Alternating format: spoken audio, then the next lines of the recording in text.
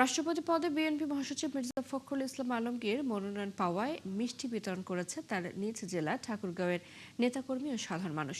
এ সময় BNP chairman ও প্রধানমন্ত্রী তারেক রহমানের প্রতি কৃতজ্ঞতা জানান তারা। বলেন, যোগ্য মানুষকে যোগ্য সম্মান দিয়েছেন তিনি। তাদের মতে মির্জা ফখরুলের মতো অভিজ্ঞ এবং সৎ একজন রাজনীতিবিদ রাষ্ট্রপতি মনোনয়ন পাওয়ায় বাংলাদেশ বিনির্মাণের স্বপ্ন আরও বাস্তবে রূপ পাবে। তার দীর্ঘ রাজনৈতিক অভিজ্ঞতা এবং প্রজ্ঞায় দেশ আরও এগিয়ে যাবে বলে আশা দলের স্থানীয় নেতাকর্মীদের। মির্জা ফখরুল ইসলাম আলমগীর সাহেবকে বিএনপি নমিনেশন দিয়েছেন।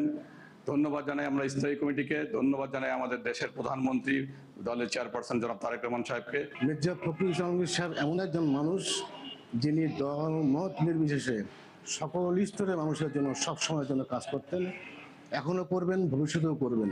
আমরা ঠাকুরগাঁওবাসী আজ গর্বিত। আমরা মনে করি বিএনপি আমাদের মাননীয় মহাসচিব স্যারের সকল ত্যাগ এবং অবদানের স্বীকৃতি দিয়েছে।